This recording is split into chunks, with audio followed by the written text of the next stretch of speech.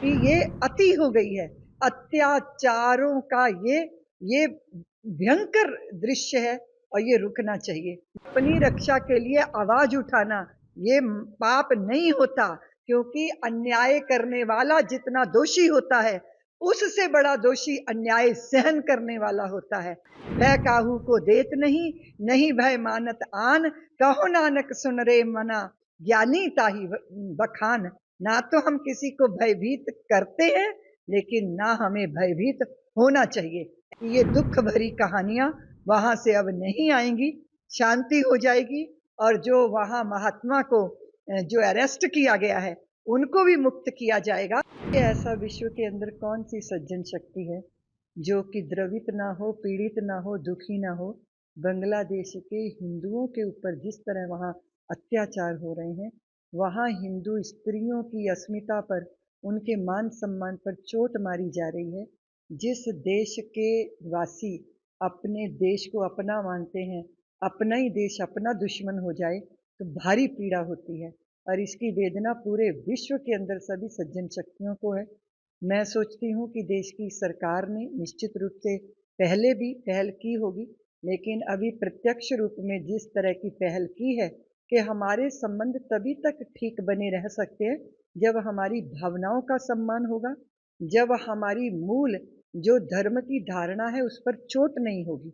आप छोड़ दीजिए धर्म, मजहब, संप्रदाय, इनको आप अलग करिए। मनुष्यता भी तो कोई चीज होती है, इंसानियत भी तो कोई चीज है। अगर हमने मनुष्य को मनुष्य के रूप में ही देखा और मनुष्य होकर उसके साथ व्यवहार किया, तो ये जो हैवानियत है, ये जो शैतानीपना है, ये कभी मनुष्य के हृदय में प्रकट नहीं हो सकता।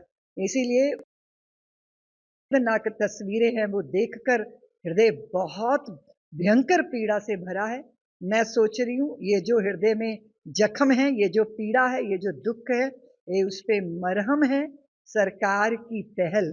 मैं समझती हूँ कि ये बात निश्चित रूप से है कि हिंदू जाति को अपनी समस्त अलग अलग धारणाओं का त्याग करके एक हो जाना चाहिए। ये बात सत्य है, संगठन में शक्ति है। हम सब एक रहे और तभी भविष्य भी सुरक्षित होगा, वर्तमान भी सुरक्षित होगा। और मैं चाहे किसी भी धर्म की सज्जन शक्तियां हैं, उनका आह्वान करती हूँ कि बांग्लादेश के इस हो रहे हिंदू समाज के ऊपर अत्याचारों के विरुद्ध आवाज उठाए।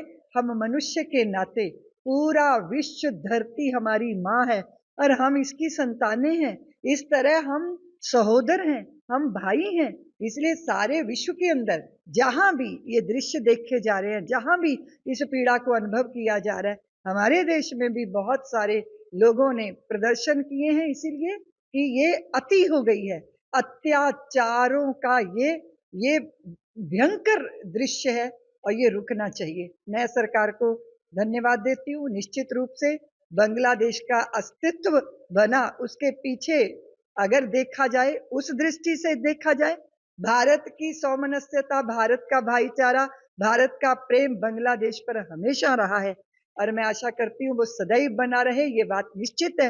वो तभी होगा जब वहां के हिंदुओं को, उनके जीवन को, उनकी धारणा को, उनकी संतानों को, उनके युवा और उनकी बच्चों की, उनकी बहनों की इज्जत, मान सम्मान और जीवन, इसकी रक्षा होगी।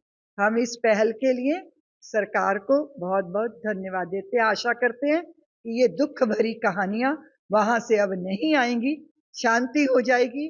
और जो वहां महात्मा को जो अरेस्ट किया गया है, उनको भी मुक्त किया जाएगा, क्योंकि अपनी रक्षा के लिए आवाज उठाना ये पाप नहीं होता, क्योंकि अन्याय करने वाला जितना दोषी होता है, उससे बड़ा दोषी अन्याय सहन करने वाला होता है।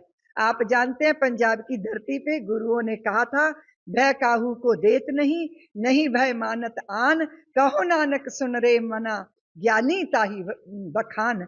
ना तो हम किसी को भयभीत करते हैं, लेकिन ना हमें भयभीत होना चाहिए। ऐसे वातावरण का निर्माण राज्य सरकारों को, केंद्र की सरकारों को और पूरे समाज को मिलकर इस पे प्रयत्न करना होगा। राष्ट्र भी अपना काम करे और राज्य भी अपना काम करे। मैं आशा करती हूँ सब कुछ सही होगा, जल्दी होगा और यही मेरी ईश्वर से प्रार्थना है।